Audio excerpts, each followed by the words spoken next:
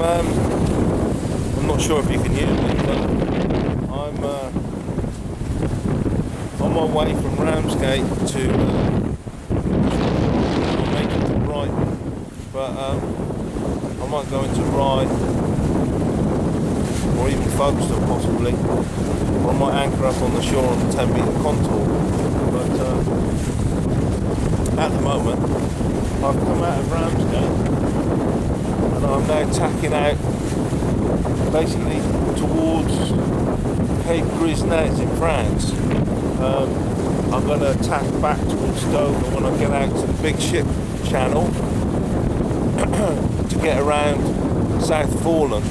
So where I'm heading. We're going along quite nicely. That's France over there, and then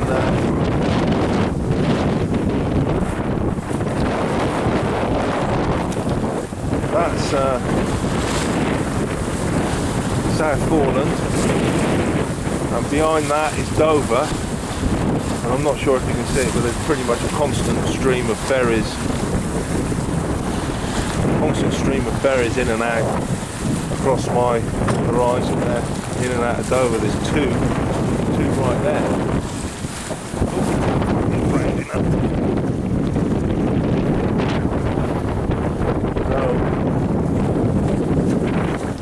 Heading out to the Cardinal, the southwest Godwin, which marks the southwest end of the Godwin sandbanks, which are here, over there. And then I'm going to tack in and make my best course to windward in this southwesterly that's coming straight up the channel.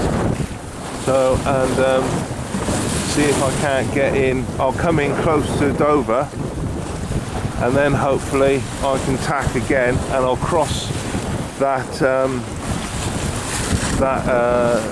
ferry channel at speed like this, hopefully, and I'll get across it fairly quickly. That's the plan anyway. So right.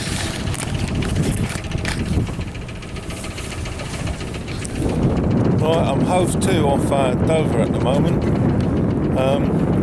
because there's a never-ending stream of ferries. It's ridiculous. So I'll have to wait a while now to find a gap to even just cross this channel. But I'll show you what I mean. There's one going in there, and I'll have to wait for him. There's that one out there, has just left. I've been waiting for him. There's this one, is now on its way in, and then behind that in the distance there is another one. I'm going to have to wait until he's in as well. So effectively at this moment in time, coming in or out of Dover, I've got 1, 2, 3, 4 ferries, and I can see in Dover another one moored up ready to come out.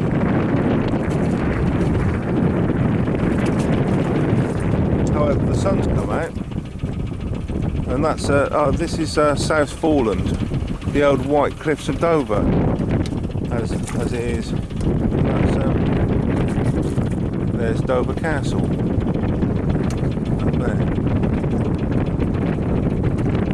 Oh yeah, I could be here for about, well, it won't take long, another 10 or 15 minutes waiting for these ferries to move in and out. Hey ho, life's a bitch. Right, this is basically glorious. I've got away from Dover. I tacked all the way out to the traffic separation scheme, and then tacked again, and at the same time the wind shifted out of the southwest and we got a lot more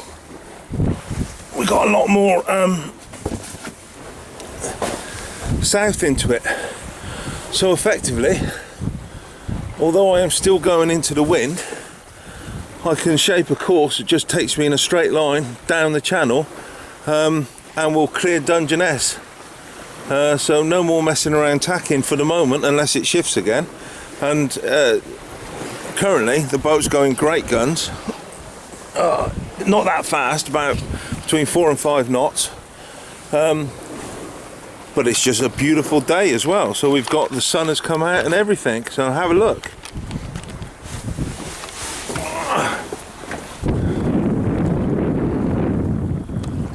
Little yacht out there. There's France over there, we can't see it anymore. There's the coast of the UK.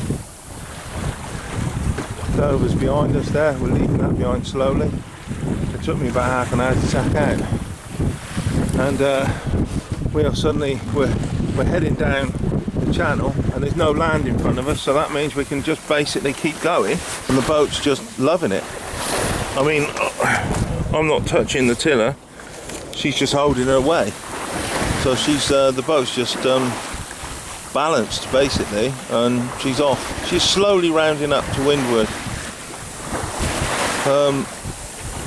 But as she's going at the moment, she's very happy, very balanced, and she's just steering herself right there. So she is slowly rounding up to windward.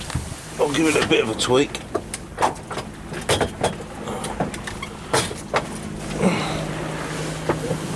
There you go. There you go. But effectively, as she is at the moment, you can let go of the tiller for, like, you know, 4 or 5 minutes at a time, which is fantastic. You know. Oh no. Yeah, she is now she's needing steering a bit. Maybe it's gone a bit variable, that bugger. Or maybe it's because I'm sat on the downwind side, the downward side. That could be it. Right.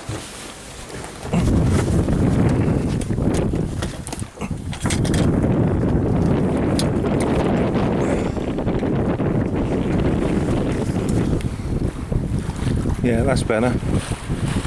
Yeah, that's better.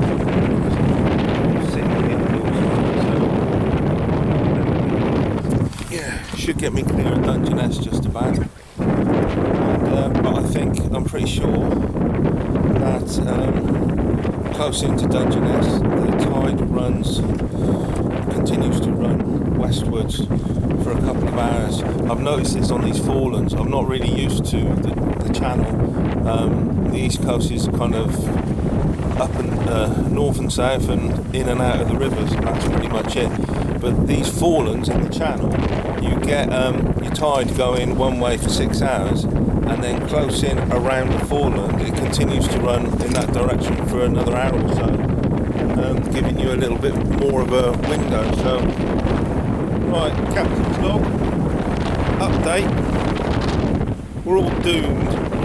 So what has happened is, I think that, well, I know that, I left the bloody, like a dimwit, I left the bloody stopcock open on the single train, and then I've been crashing along into the wind, enjoying myself, heeled right over, and the sink filled up with water from the drain, and then flooded into the bilges, and then I noticed it eventually.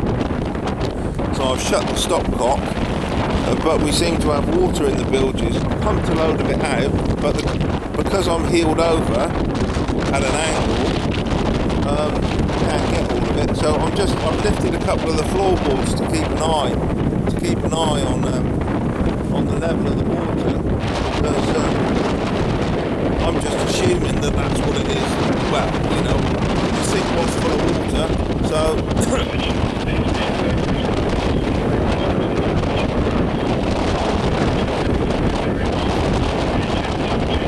And so basically, it's a little bit nerve-wracking, to say the least. East of Dungeness, with Beerjet Channel 86. This is Dover Coast Guard.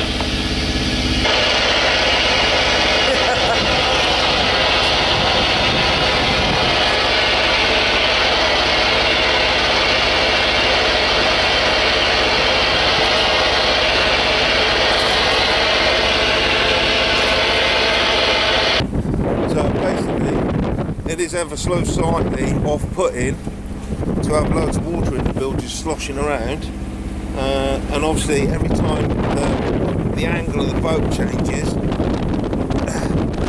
the levels, the water redistributes itself, and it can sometimes look like more or less. You know what I mean? So I'm just generally keeping an eye on it. I've pumped about half of it out, but rather than just stop, I just keep going and keep an eye on it. I've put the pumps on automatic.